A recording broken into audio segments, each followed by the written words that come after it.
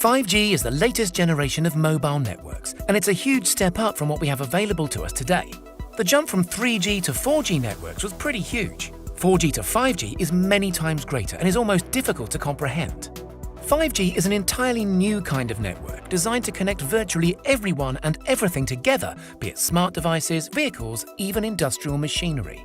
5G will coexist with existing 4G networks until coverage is expanded significantly, but it will eventually evolve into a standalone network that operates independently. The appeal of 5G mostly boils down to speed and insanely fast response times, referred to as latency. Latency is the time it takes for devices to respond to each other over any wireless network. 3G networks have a response time of around 100 milliseconds, 4G hovers around 30 milliseconds, while 5G networks predict latency figures as low as 1 millisecond. This virtually instantaneous communication will open up a new world of possibilities for anything with an established network connection. As well as benefiting our internet experiences, the progression of emerging technologies will depend heavily on 5G living up to its expectations. Interactive technologies such as augmented reality and self-driving cars require extremely low latency to work effectively, pushing 5G networks to not only hit their goal of 1 millisecond latency, but to surpass it. So how does 5G work? 5G signals operate over previously untouched radio frequencies. Part of the network operates in a band known as sub-6, which is the spectrum between 600 MHz and 6 GHz, which is a spectrum that 4G LTE also shares. However, only 5G can go above and beyond these frequencies into higher bandwidths, which is what makes it so much better. 5G can and will utilize a higher band of radio frequencies, from 24 GHz to as high as 86 GHz, resulting in far higher data rates and performance, but with the trade-off of reduced range. These new 5G radio waves can carry way more data to and from devices, they just can't carry the increased load quite as far. This means that providers have to install a large number of small cellular towers in close proximity to each other to actually deliver the network. These towers hold cell sites that are about the same size as a pizza box. They can be easily fixed to building roofs or light poles, but each one has to be physically installed, which is why the rollout of widespread 5G is going to take quite some time. When these cell sites are in place, they'll be able to beam signals to specific locations where they are needed most. This is far better than how conventional radio towers deliver signal, which is to spread it anywhere and everywhere, regardless of site-specific demand. 5G operates on 3 different spectrum bands between 600 MHz and 86 GHz. While these numbers might just sound like useless statistics, they'll end up having a noticeable effect on your everyday use, especially in the early days of 5G.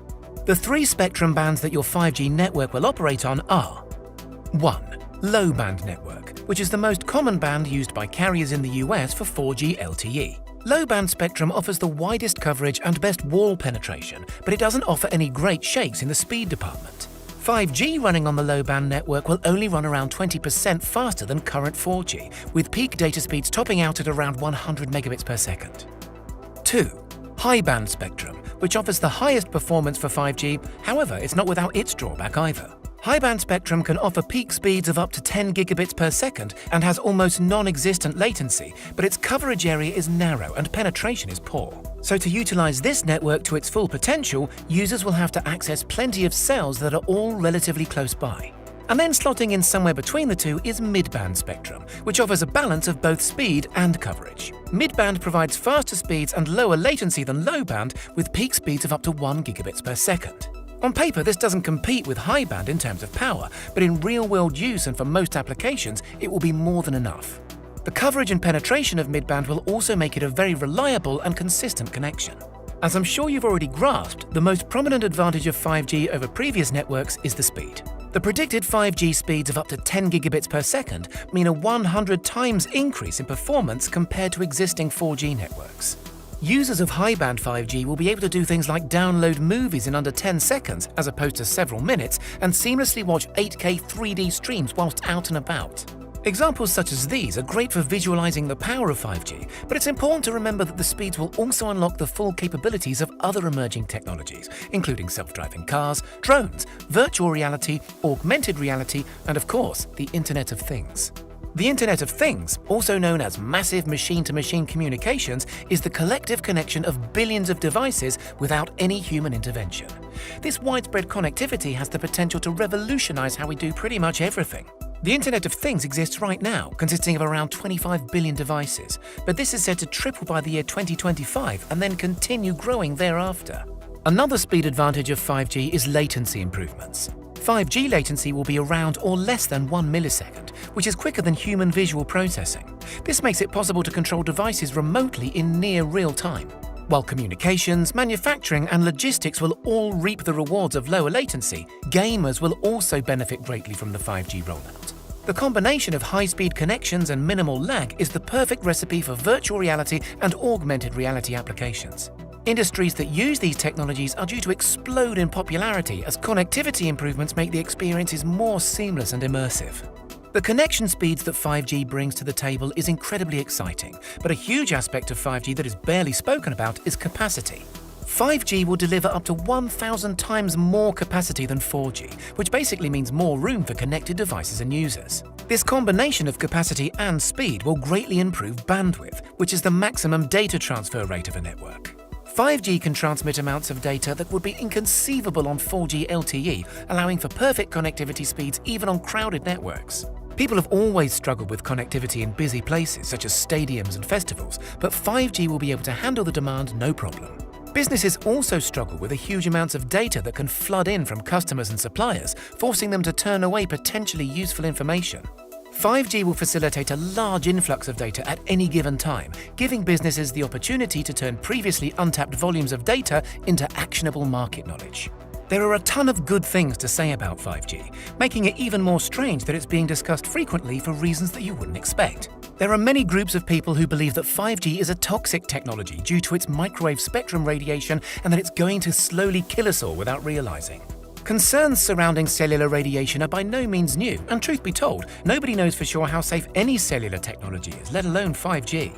5G does emit microwave radiation, but so does anything that uses 4G, Wi-Fi or Bluetooth. The reason why there's so much concern surrounding 5G is because of the higher frequencies that it operates at, bumping 5G radio waves further up the spectrum towards UV rays, X-rays and gamma rays that we know to be harmful.